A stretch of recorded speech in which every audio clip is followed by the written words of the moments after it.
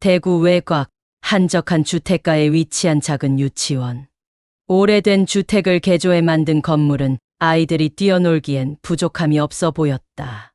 원장은 늘 아이들에게 밝은 인사를 건넸고 교사들도 헌신적이었다. 평범한 하루하루가 쌓여가던 어느 날 그 평범함에 균열이 생기기 시작했다.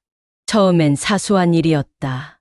한 아이가 갑자기 울음을 터뜨렸다. 이유를 묻자 아이는 불이 보여요라고 속삭였다. 교사는 단순한 상상이라고 생각하며 아이를 달랬다. 하지만 며칠 뒤 또 다른 아이가 같은 말을 반복했다. 이번에는 여기 아파요 불이 무서워요 라는 말까지 덧붙였다. 같은 말을 같은 표정으로. 이건 우연일까? 교사들은 아이들 사이에 이상한 기류가 흐르고 있음을 느꼈다. 낮잠 시간 아이들이 자주 꿈에 시달려 울며 깼다. 악몽을 꾼다고 했고 어떤 아이는 자다 말고 언니가 울어요 라고 중얼댔다. 또 다른 아이는 화장실 가기를 거부하며 그 안에 누가 있어요 라고 두려운 얼굴로 말하곤 했다. 이상한 점은 또 있었다.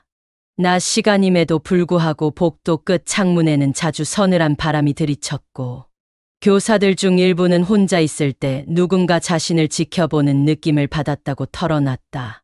공용 화장실에서는 설명할 수 없는 소리가 들렸고 아이들은 반복적으로 같은 장소를 피해 다녔다. 유치원 측은 처음에는 조용히 상황을 수습하려 했다.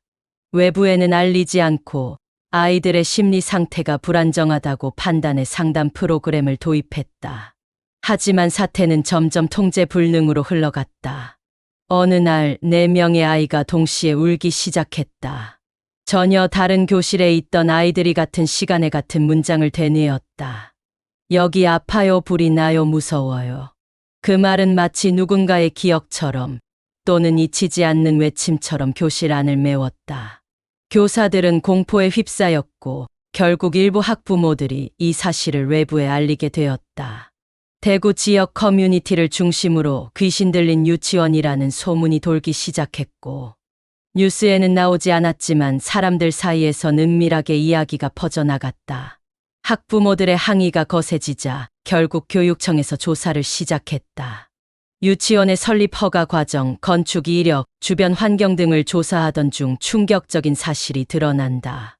지금 유치원이 세워진 그 부지에는 1970년대 미인가 어린이집이 존재했으며 난방기 폭발로 다수의 어린이가 사망한 화재 사고가 있었다는 기록이 발굴된 것이다. 당시 언론에 거의 보도되지 않았고 피해 아동들의 이름도 명확히 남지 않았다. 부모들은 보상을 제대로 받지 못했고 부지는 곧바로 정리되었으며 수년간 공터로 방치된 후 매입되어 유치원 건물이 들어섰던 것이었다. 그리고 아무도 이 사실을 기억하지 못하고 있었다. 아이들이 봤다는 불, 들었다는 목소리, 느꼈다는 공포. 그것은 단순한 상상이 아니었을지도 모른다. 그 자리에 남겨진 무언가가 여전히 그곳에 머물며 어린 존재들에게 손을 뻗고 있었던 것은 아닐까. 유치원은 결국 그의 말 폐쇄되었고 원장은 책임을 지고 자리에서 물러났다. 교사들 중 일부는 유아교육계를 떠났고 아이들 대부분은 다른 기관으로 전학되었다. 그 이후 그 건물은 몇 년간 비어 있었고 현재는 상가 건물로 리모델링 되었지만 인근 주민들은 여전히 그 건물 앞을 지날 때면 눈길을 피한다. 그 아이들 혹시 아직 거기 있는 건 아닐까요? 한 유치원 교사의 마지막 말은 그렇게 끝났다. 아무도 대답하지 못한 질문, 그날 이후로도 조용히 사람들의 기억 속에 머무른 이야기. 그리고 지금도 그 건물의 창문 너머에선 가끔 아이들이 노는 듯한 웃음소리가 들린다는 제보가 종종 이어진다. 내용이 유익하셨다면 구독과 좋아요, 알림 설정 부탁드립니다.